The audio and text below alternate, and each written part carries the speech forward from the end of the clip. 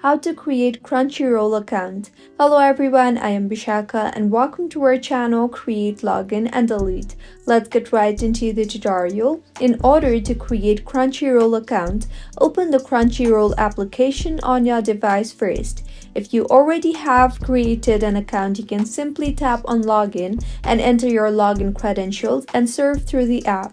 If not, tap on Create Account option. You will be asked to enter your email address and create a password. So go ahead and do that. Now make sure the checkbox there is selected and now tap on Create Account option there. You will be asked to select a subscription plan now. I will tap on Skip for now. With this, your Crunchyroll account is ready. Before going through the application, verify the link that has been sent to your email address.